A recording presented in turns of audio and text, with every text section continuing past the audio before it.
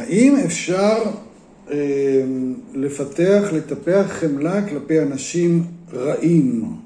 אנשים שעשו דברים רעים, אנשים שהם ממש לא כאלה שאנחנו יכולים לסבול את נוכחותם, שאנחנו כועסים עליהם, שפגעו בנו, שהזיקו, שמזיקים.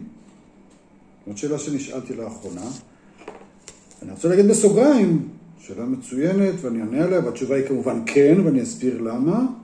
אני אומר בסוגריים שאני מאמין שלימודי חמלה, ללכת עם זה לעומק, אחד הדברים הכי חשובים שבני האדם אמורים לעשות כיום ובהמשך, זה מפתח לחיים חופשיים באמת. חמלה, חופש.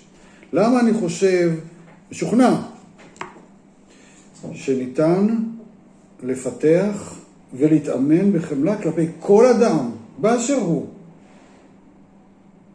מכיוון שחמלה מיועדת לאדם שמפתח בתוכו את החמלה. כשאני בחמלה כלפי מישהו, זה בשבילי. לחמול על מישהו זה לא לרחם עליו, זה לא לוותר לו, זה לא להקטין את חומרת מעשיו, זה לא להפנות את הלחי השנייה, זה לא להתעלם ממה שהוא עשה, זה לא להגיד שהוא לא אמור לקבל עונש לפי החוק. כל אלה לא קשורים בכלל. חמלה באה לנקות אותי מהכאב בגוף שלי לאור נוכחותו של האדם אחר. יש נזק בתוכי כאשר אני רואה אדם ויש לי כלפיו תחושות שליליות, גם אם הן מוצדקות, זה עדיין פוגע בי. ואני פחות חופשי, ואני מוטרד, ואני מאוים, ואני מרגיש חלש, ואני מרגיש לעתים קורבן, ואפילו רדוף, לאור נוכחותו של האדם, ולאור זה שאני לא מצליח לשחרר אותי. אני מאבד את הקשר לחלק האלוהי שבי כשאני רואה את האדם הזה. אני מתכווץ, אני שוכח שיש ביכולתי לאהוב. וכן, ניתן לאהוב מרחוק גם אדם מאוד שלילי. זה לשמור על צלם האנוש שלי. זה לשמור על הכוח שלי להתעלות. זה לשמור על הפוטנציאל שלי להשפיע לטובה על עצמי ועל סביבתי.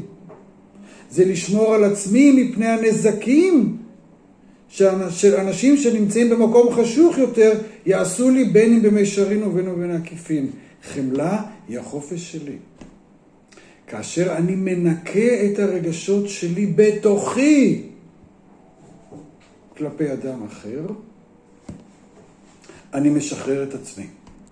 אני מתחבר מחדש למהות הגבוהה שלי. אני אפילו מסוגל לראות שהאדם שעשה מעשה רע, גם בתוכו יש מהות אלוהית. גם בתוכו הייתה פעם אהבה, ואולי היא רוצה לחזור. אני ארצה לשמור בתוכי את האופציה שהאדם הזה יום אחד יתפכח,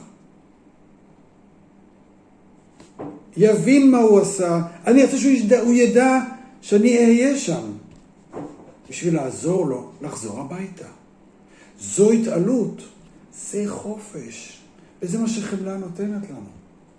מצד שני, זה לא קל. בוודאי שזה לא קל, זה קשה. תמיד אמרתי שחמלה זה עבודה קשה. בשביל זה יצרתי קורס, אני חושב שצריך אוניברסיטה לחמלה. זה עבודה רבה, בשביל זה יש קהילות רחם ביתי. אנחנו מתאמנים על חמלה, מתאמנים. לומדים להקשיב לאדם האחר, לדעות אחרות, ולשמור על ניקיון פנימי, ולאהוב את האדם האחר למרות השוני. כאשר זה קורה, לא ניתן באמת להפריד בינינו, כי הדבר הבסיסי הוא שיש בינינו רשת של אהבה, לפחות שמשתדלים לקיים אותה. כאשר זה קורה, אנחנו מקטינים עד מאוד את האפשרות שחברה תידרדר עד למקום דמוי שואה. כי החמלה הופכת להיות הדבר הכי חשוב והכי מגונן כלפינו. ולכן אני אומר, כן, להתאמן על חמלה בתוכנו מול כל אדם, זו עבודה פנימית שלי. אני מתאמן בחמלה מול האדם הכי קשה, כדי להציל את עצמי. וזה יכול להיות האדם הגרוע, זה יכול להיות אדם שעשה פשעים נגד האנושות, עדיין יש בתוכו בן אדם, כמו שיש בתוכי בן אדם. ובתנאים מסוימים גם אני הייתי יכול למצוא את עצמי, עכשיו או בגלגול קודם, עושה דברים זוועתיים, ועדיין אני בן אדם. אני רוצה להזכיר את זה לעצמי. רק בצורה הזו, אנשים שבאמת חשוב להם לתת תרומה לחברה שמתאוששת ושמגדירה את עצמם מחדש, רק בצורה הזאת אנשים כאלה באמת יכולים להתקדם ולקדם ולטעום מהו חופש אמיתי. חופש אמיתי זה נמצא בפנים.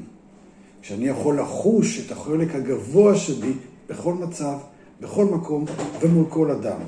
אז אני באמת חופשי. ולכן כן, חמלה גם כלפי האנשים האיומים ביותר.